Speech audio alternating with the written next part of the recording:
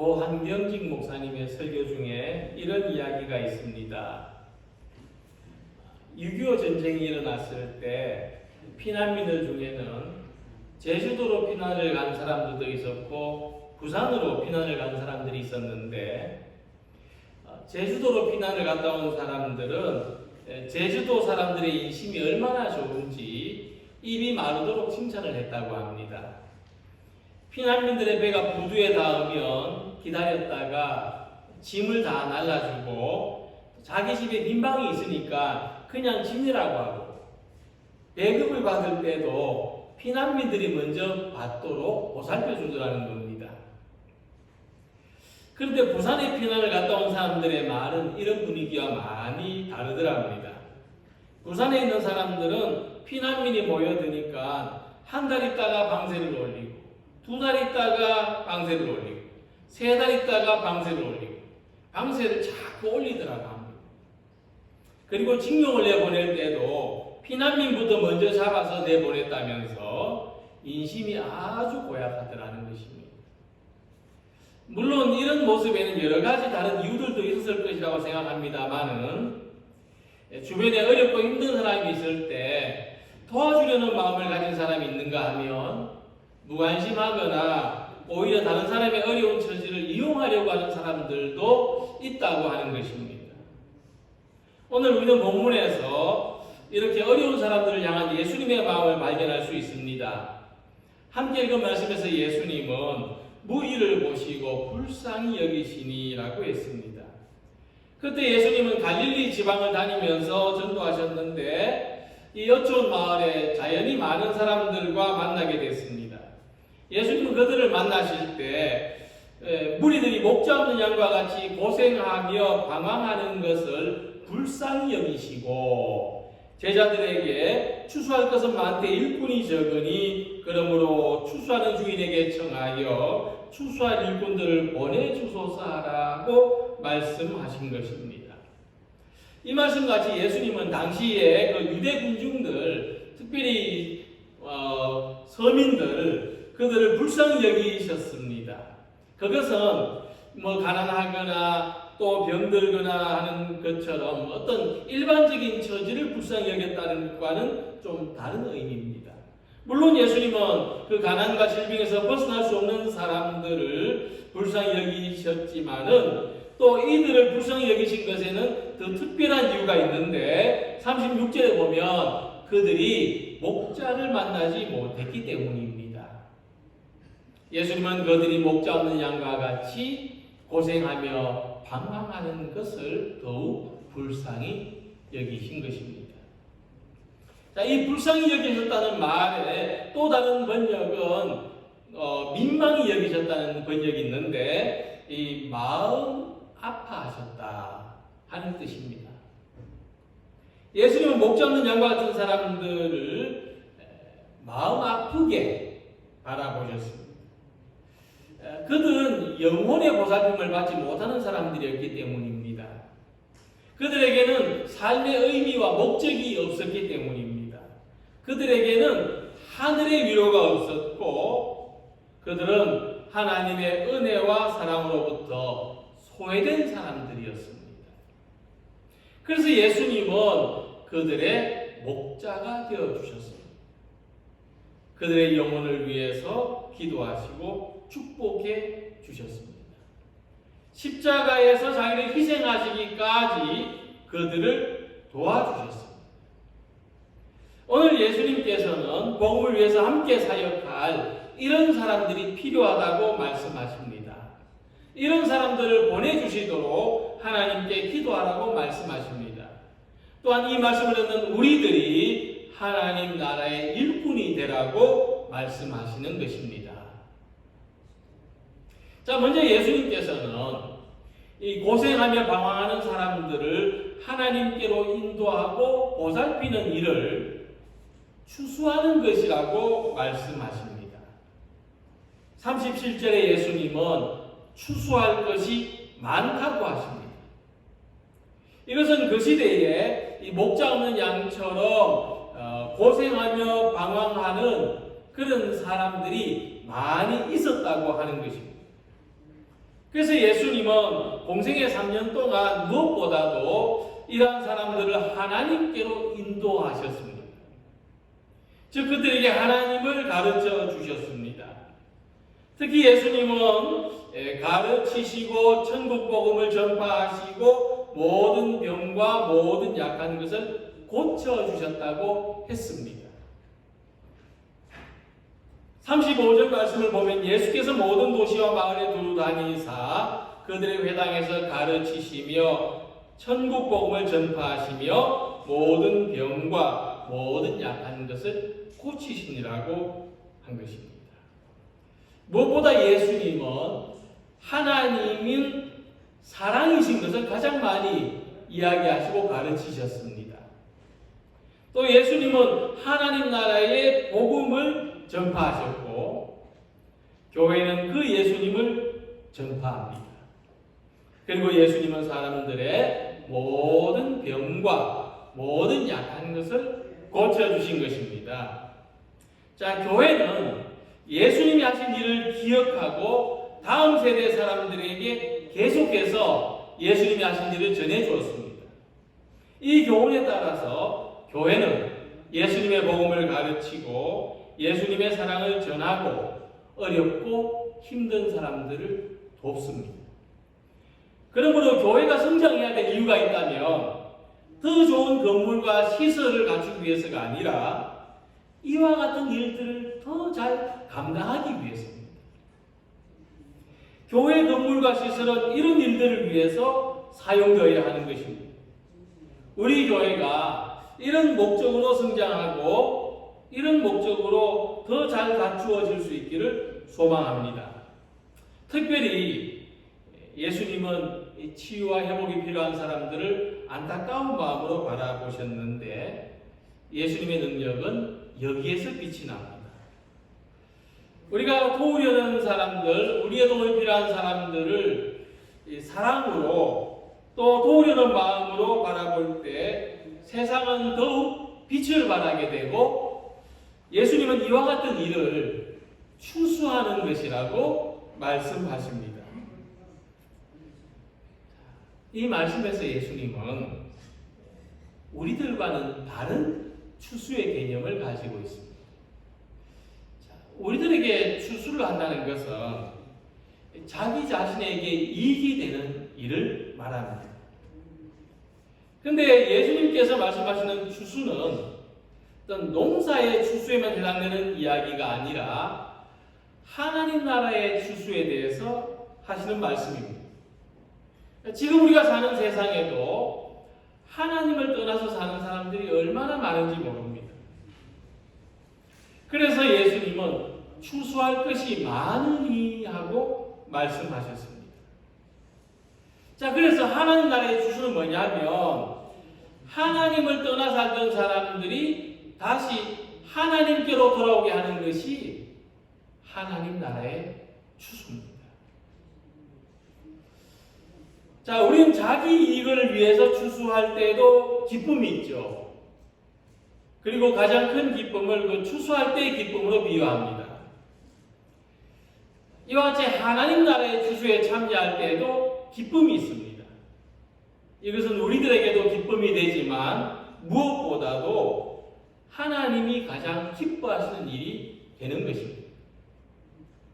그래서 많은 표현들 중에서 왜 이런 일을 추수라고 말씀하셨는지를 생각해 볼 때 그 의미가 아주 깊습니다.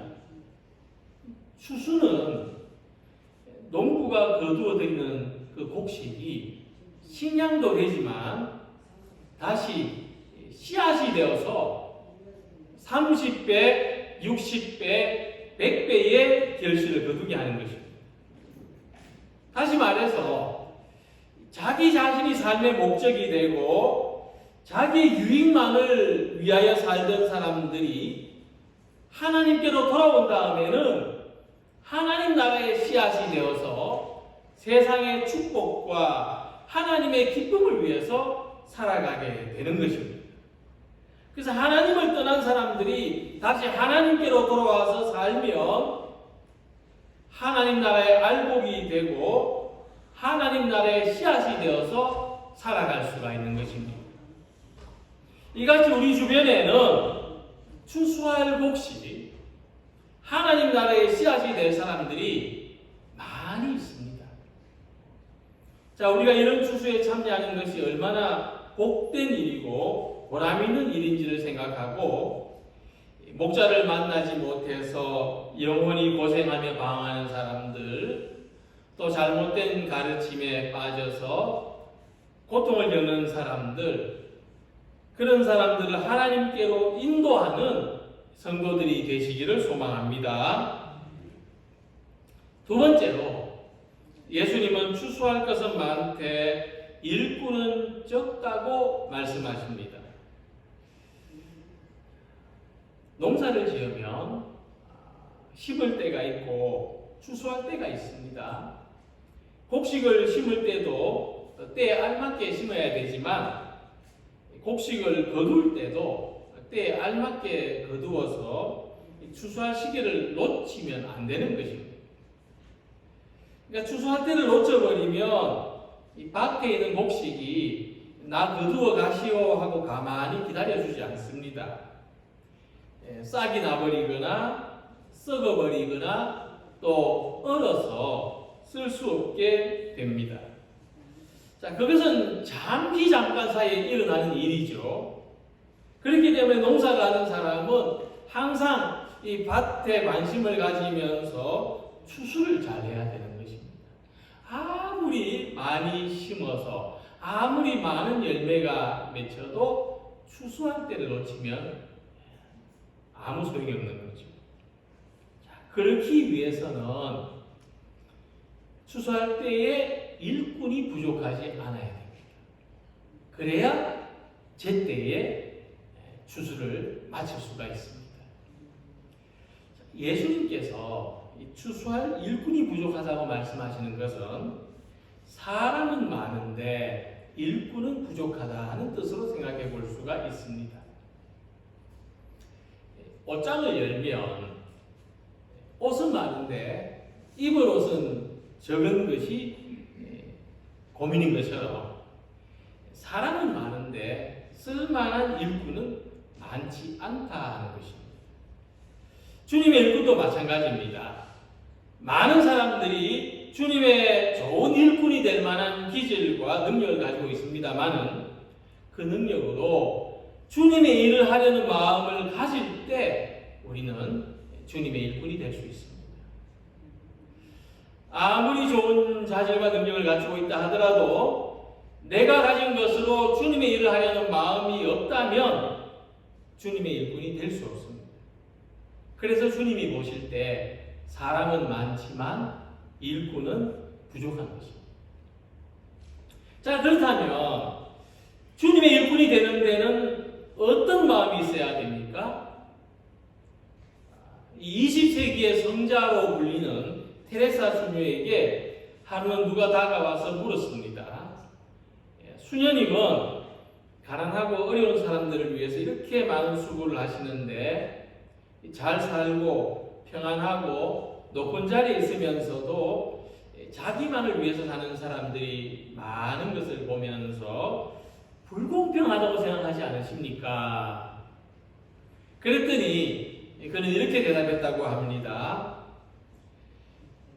허리를 굽히고 사는 사람에게는 위를 쳐다볼 수 있는 여유가 없습니다. 자, 이 이야기처럼 이 주님의 일꾼이 되는 사람에게 가장 중요한 마음가짐은 겸손히 허리를 숙이고 자신에게 맡겨진 일을 성실히 감당하며 사는 것입니다. 작지만 자기가 가진 것으로 주님의 일을 하려는 사람입니다. 주님은 이런 마음으로 섬기는 일꾼이 많이 필요로 하십니다. 우리가 사는 어느 곳에서나 마찬가지입니다. 추수할 곡식은 많은데 일꾼은 부족합니다. 할 일은 많은데 일꾼은 적습니다. 겸손히 허리를 숙이고 그 일을 하는 사람은 부족한 것입니다. 작년에 교회 뒤뜰에 있는 무화과 나무에 제법 열매가 달렸습니다. 가끔 무화과 나무를 치다 보면서 열매가 무르익기를 기다리는 재미가 있었습니다. 근데 어느 날 가보니까 새들이 날아와서 제일 잘 익은 열매만 콕콕 찍어서 먹어버린 겁니다. 새들이 먹다 남긴 무화과 열매를 보면서 적지 않게 실망이 됐습니다. 하지만 저 얄미운 새들에게도 그럴 만한 자격이 있다는 생각을 했습니다. 그들은 저보다 더 절실한 마음으로 매일같이 이 무화과나무 이 열매가 언제 익나 하고 찾아온 그런 노력과 정성이 있지 않았나 싶습니다. 자, 이같이 하나님의 알목을 추수할 수 있는 일꾼은 열매를 향한 애타는 마음이 있어야 합니다. 이런 심정을 사도 바울이 어떻게 표현했냐면 누가 약하면 내가 약하지 아니하며 누가 실족하게 되면 내가 애타지 아니하더냐 하고 고린도후서 11장 29절에서 말씀했습니다. 이 말씀과 같이 하나님은 우리들에게 추수한 일꾼의 마음을 주시기를 원합니다. 하나님을 떠나서 목 잡는 양처럼 고생하며 방황하는 사람들이 다시 하나님께로 돌아와서 하나님 나라의 씨앗이 되기를 소망하는 이 애타는 마음, 간절한 마음을 가지는 우리 모두가 되시기를 소망합니다. 예수님께서 목자에 있는 양과 같은 그 이스라엘 백성들을 다시 하나님께로 인도하시려고 많은 수고와 노력을 기울이셨지만은 예수님 혼자 힘으로는 역부족을 느끼셨다는 것을 발견할 수가 있습니다. 그래서 예수님은 모든 양떼의 주인이신 하나님께 일꾼을 청하라고 말씀하십니다. 추수하는 주인에게 청하여 추수할 일꾼을 보내주소서 하라. 자, 이것은 그 예수님에게 제자들의 협력이 필요하다는 것을 말씀하고 있습니다. 이 세상을 구원하는 일이 전적으로 예수님께 속한 일이긴 하지만 이 일을 행하시는 데 있어서 많은 일꾼들이 필요하다. 많은 일꾼들의 협력이 필요하다는 말씀입니다. 자, 그래서 예수님은 제자들 가운데 12명을 선택하셔서 그들을 사도로 삼으시고 추수한 일꾼으로 세상에 보내셨습니다. 그런데 단지 그 12명만으로 온 세상을 구원하는 일을 다 이루실 수 있을까? 12명이면 너무 작지 않은가 하는 생각을 할 수가 있습니다. 그런데 이것은 추수할 일꾼이 적다 하는 이 말씀을 수적인 부족으로만 생각할 때 그렇습니다. 그래서 오늘날 이 기독교의 문제는 양적인 부족이 아니고 질적인 부족이 더 심각한 상황이라는 것을 생각해야 됩니다. 교회가 적고 교인이 적어서가 아닙니다. 하나님의 나라를 위해서 일하는 일꾼이 적은 것입니다. 그러니까 신천지와 같은 이단에서 엉뚱한 사람들이 자기가 주수꾼이라고 무슨 짓을 하는지도 모르고 다니는 것입니다. 그래서 예수님이 원하시는 일꾼은 많은 수의 사람이 아니라 하나님 나라의 추수를 자기 일로 생각할 수 있는 충성된 일꾼을 예수님이 원하십니다. 하나님은 모세를 부르시고 이사야를 부르실 때 그들에게 가장 중요하게 말씀하신 것은 하나님이 맡기시는 일이지만은 이 일을 모세 자신의 일로, 이사야 자신의 일로 받아들이도록 하셨습니다. 그래서 모세는 하나님의 섭리를 이해하지 못하는 백성들에게 많은 원망을 들으면서도 자기 일을 하는 거죠.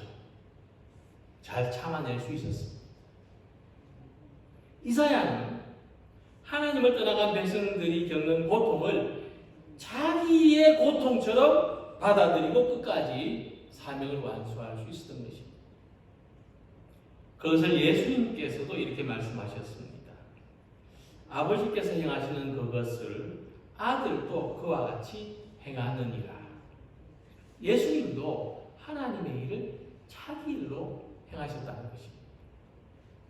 자, 우리는 이렇게 하나님의 일을 자기 일처럼 할 수 있는 이런 일꾼을 보내주시도록, 그리고 우리 자신이 이런 일꾼이 되도록 하나님께 청해야 되는 것입니다. 그러니까 우리가 일꾼을 보내달라고 기도할 때 이런 음성을 들을 수 있지 않겠습니까? 너부터 그런 일꾼이 되라. 교회사에 이런 아름다운 전설이 있습니다. 예수님께서 십자가를 지고 골고다로 올라가실 때 많은 땀을 흘리시고 무거운 십자가를 힘겹게 지고 가십니다. 마침 그 근처에 어떤 여인이 있었는데 그 이름은 베로니카였습니다. 이 베로니카는 죄 없이 고난받은 예수님을 불쌍히 여겼습니다. 그래서 자기가 할 수 있는 게 뭐가 있을까 생각하다가 머리 둘렀던 수건을 벗어서 예수님의 그 얼굴에 얼룩진 그 땀을 닦아드렸습니다. 그리고 집에 돌아와서 이제 수건을 펼쳐봤더니 놀랍게 그 수건에 예수님 얼굴이 사진처럼 찍혀 있었다는 이야기. 그것이 이 베로니카의 손수건이라는 전설입니다. 이후로 베로니카는 예수님 얼굴이 찍혀 나온 그 수건을 항상 보면서 내가 주님이 십자가를 지고 땀을 흘리실 때 이 수건을 드린 것이 얼마나 감사한가, 그 수건을 볼 때마다 더욱 하나님의 은혜에 감사했다고 합니다. 오늘 우리들이 이 베로니카와 같은 주님의 일꾼들이 되기를 소망합니다. 우리가 하나님 나라의 추수할 일꾼이 되어서 살아갈 때 하나님의 은혜가 우리 마음 속에 새겨질 줄로 믿습니다. 이 은혜가 우리 삶의 흔적입니다. 그리고 영원히 지워질 수 없는 기억입니다. 우리가 간직하고 살아갈 수 있는 믿음의 아름다운 전설이 되는 것입니다. 내가 이 베로니카와 같은 마음으로 봉사했던 그때의 그 순간이 그렇게 귀하고 아름다운 일로 우리 인생에 남습니다. 사람 사이에도 사랑을 받은 기억보다 사랑을 준 기억이 더 오래 남고 더 기쁘게 남습니다. 그러므로 내가 주님의 일꾼으로 봉사하면서 경험했던 모든 일들이 우리의 삶과 우리 영혼 속에 아름답게 기억되기를 소망합니다. 이 하나님의 일꾼은 그냥 생기는 것이 아니라 기도로 얻어집니다. 우리는 세상에서 목자 없는 양과 같이 고생하며 방황하는 영혼들을 안타깝게 여기는 마음을 가져야 되겠습니다. 또한 할 일이 많은 우리 교회에 주님 부족한 일꾼을 보내주옵소서 하고 기도해야 되겠습니다. 그리고 내가 그 한 사람의 일꾼이 되기를 소망해야 되겠습니다. 그래서 우리가 얻은 사람들, 우리가 전도한 사람들, 우리가 인도한 사람들, 또 우리가 회복시킨 사람들, 그들이 다시 하나님 나라의 씨앗이 되어서 살아가는 귀한 생명의 역사가 우리 삶 가운데 우리 교회 안에서 충만하게 일어나기를 주님의 이름으로 기원합니다. 기도드리겠습니다.